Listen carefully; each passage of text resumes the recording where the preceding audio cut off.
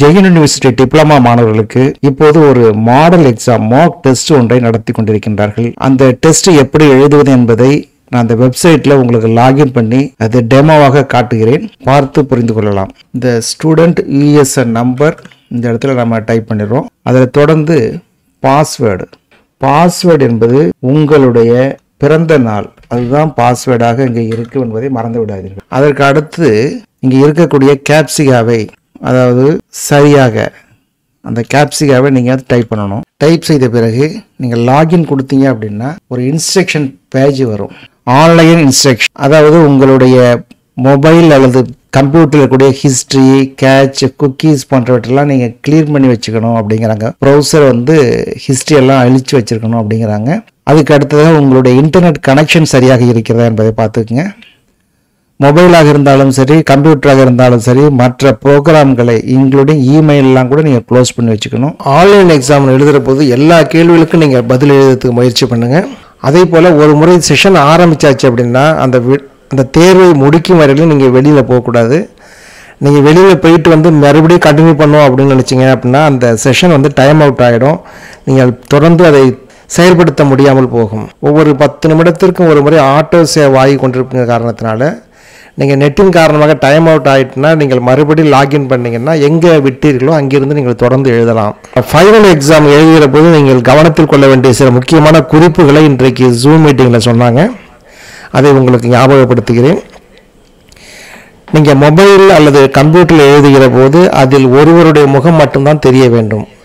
அந்த கேமரா நீங்கள் online exam ஆரம்பிச்சாச்சு அப்படின்னா அதுவே ஆன் ஆகிவிடும். நீங்கள் உங்களுடைய செயல்கள் எல்லாம் கண்காணிக்கப்படும். 2-3 முகங்கள் அங்கே தெரிந்தால் கேமராவில் அந்த மொபைலில் தெரிஞ்சுது அப்படின்னா அது டைம் அவுட் ஆவதற்கு வாய்ப்புகள் இருக்கிறது. அதே போல் தேவையற்ற சத்தங்கள் கேட்டாலும் கூட அந்த தேர்வு நிறுத்தப்படுவதற்கு வாய்ப்பு இருக்கிறது. ஆகவே கவனமாக இருந்து நீங்கள் தேர்வை எழுதுங்கள்.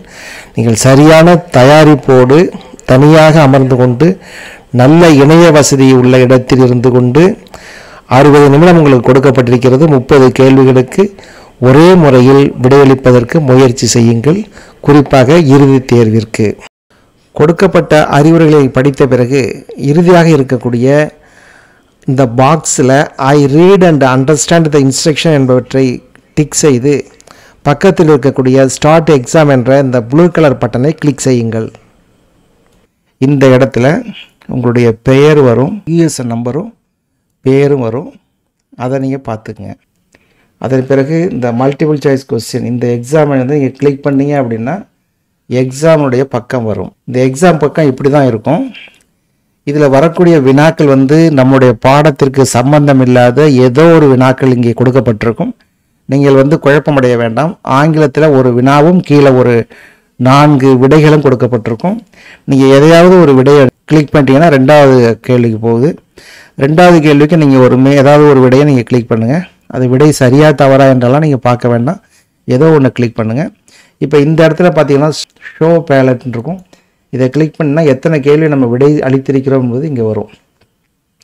உதாரணமாக நம்ம இந்த 3வது கேள்வி விடை அளித்தோம் அப்படின்னா இங்கே ஷோ பேலட்டில் 3வது கேள்வி இருக்குது.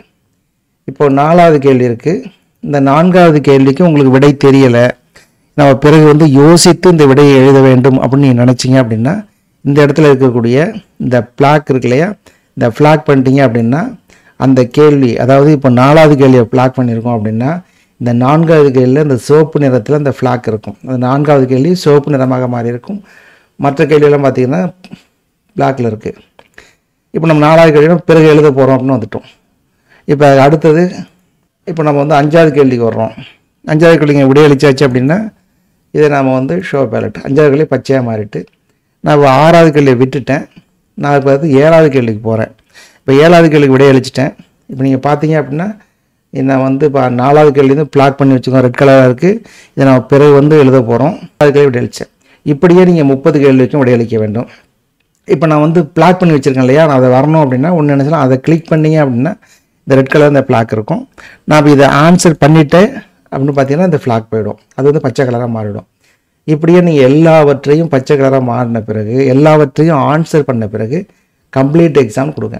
நான் இப்போ எல்லாத்தையுமே ஆன்சர் பண்ணல, ஒரு கொஸ்டினுக்கு மட்டும்தான் ஆன்சர் பண்ணியிருக்கேன். இப்போ கம்ப்ளீட் கொடுக்குறேன். இப்போ பார்த்தீங்கன்னா அது ஸ்டாட்டிஸ்டிக்ஸ் வரும். அதாவது number of question 30, number of question answer attempt வந்து 6, இன்னும் அட்டெம்ப்ட் செய்யாது 24 அப்படின்ட்டு இருக்கு.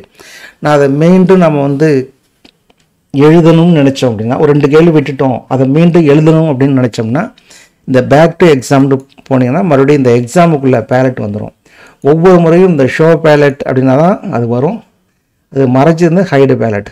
இதை நீங்கள் பார்க்கணுங்கிற அவசியம் இல்லை. இதையும் ஒரு ஆன்சர் பண்ணிட்டீங்க அப்படின்னா அடுத்த கேள்விக்கு அது போயிட்டே இருக்கும். எல்லாம் முடிச்ச பிறகு கம்ப்ளீட் கொடுக்குறோம். கம்ப்ளீட் கொடுத்துட்டா நீங்கள் வந்து பேக் டு எக்ஸாம் போடலாம். முழுமையாக எல்லாத்தையுமே எழுதிட்டீங்க அப்படின்னா ஃபினிஷ் எக்ஸாம்னு குடித்தா எக்ஸாம் முடிஞ்சிடும்.